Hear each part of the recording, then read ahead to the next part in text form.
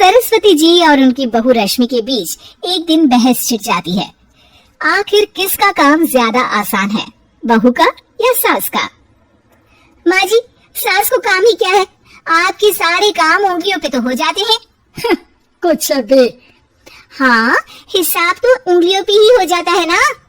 अरे बेटा, ऐसा सिर्फ अभी लगता है, जो मुझे करना पड़ता है ना वो तुझे करना पड़े तो समझ आएगा कि असली काम का पहाड़ कैसा होता है। ठेले बराबर वजन भी नहीं है आपके काम में, और बात पहाड़ों के वजन की कर रही हैं आप। तू ऐसा करती ही क्या है घर में बेटा, ये तो बता मुझे। मैं थोड़ी ना कुछ करती हूँ, सब जादू से हो रहा है इस घर में। अरे एक दिन मेरा काम करोगी तो समझ आएगा। Okay okay, shut up. कल से मैं घर के काम करूंगी और तू मेरी जगह हर चीज का हिसाब रखना, ठीक है?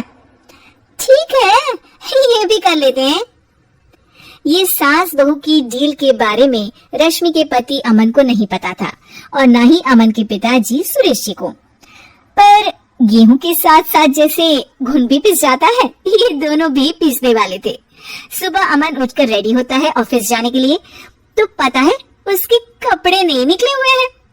अरे रश्मि, तुमने मेरे कपड़े नहीं निकाले? अपनी माँ से पूछो ना, उन्हीं का काम है ये। अमन अपनी माँ के पास जाता है। अब मेरे कपड़े आज आप देने वाले हो क्या माँ?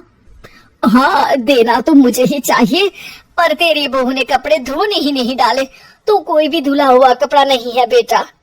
है? ऐसा क्यों? कपड़े तो धोने आप ही देते हो ना माँ? अरे बहू ने तुझे बताया नहीं, अब हम अदल बदल गए हैं, मैं अब बहू और तेरी बीवी सास। अमन परेशान हो गया। वो बिना इस्त्री के कपड़े पहनकर ऑफिस चला गया। सरस्वती जी अपने घुटने के दर्द के कारण झुककर घर साफ नहीं कर पा रही थी और ना ही खाना बनाना याद रख पाई। उधर रश्मि पहले ही दिन घर की चाबी घुमा चुकी थी और 300 रुपए का हिसाब अलग नहीं मिल रहा था। पर दोनों का ही घमंड कैलाश पर्वत से भी बड़ा था और दोनों ही खेमे एक दूसरे की बात मानने को बिल्कुल तैयार नहीं थे। शाम को जब सुरेश जी और अमन खाना खाने बैठते हैं तो सरस्वती जी उनके सामने गाजर और पपीते लाकर रख देती हैं। अरे माँ, ये क्या है? ख्याली पुलाव के साथ सलाद। माँ जी खाना बनाना भूल गई लगता है। अरे एक एक चमन्नी का हिसाब है मेरे पास, खाना बनाना कैसे भूल जाऊंगी? ये तो मैंने पढ़ा था कि फल फ्रूट खाने से सेहत अच्छी रहती है, इसीलिए ये ले, एक फल खा ले।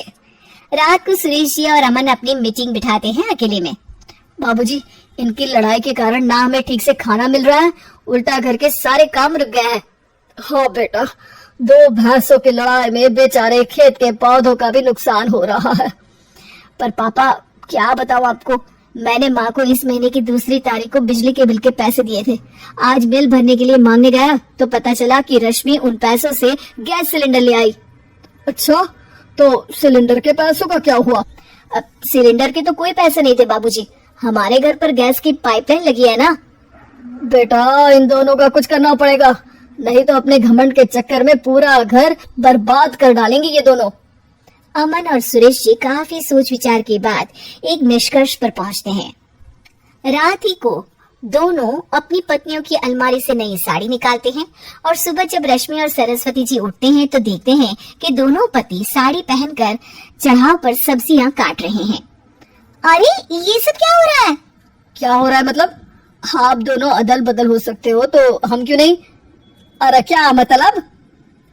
नहीं नहीं, मेरी भी बचपन से किसी की बहू बनने की इच्छा थी, तो आज से सरस्वती तुम बड़ी बहू, मैं मिडल बहू और अमन छोटी बहू। अरे लेकिन सब घर पर बैठ जाएंगे तो कमाएगा कौन? ये घर कैसे चलेगा? अब वो तो भैया या बाकी लोग जाने, अब हमने भी अदल बदल कर ही लिया है तो कुछ नहीं हो सकता। रश्मि और सरस्वती जी को समझ में आ जाता है कि उन दोनों की आपस की डील की वजह से इन दोनों को बहुत तकलीफ हो रही है और उनकी ईगो ने दूसरों को कितनी यातनाएं दी है। असल में माँ जी आप सही थी, सास बनना बहुत मुश्किल है। अरे हाँ बेटा, और तू भी, मुझसे तो नहीं हो पाया सब घर के काम, वापस बदल ले क्या? हाँ हाँ बिल्कुल माँ जी, और अब आप दोनों भी बदल लीजिए, कोई आ गया तो आप दोनों को देखकर क्या सोचेगा? अच्छा है, आप दोनों के समझ में ये बात तो आई। मैं फटाक से कपड़े बदल लेता हूँ। अरे रुक जा बेटा, एक फोटो ले लेती हूँ तेरी। मेरी बेटी होती तो तेरे जैसी ही दिखती साड़ी में। और मेरा फोटो नहीं लोगी?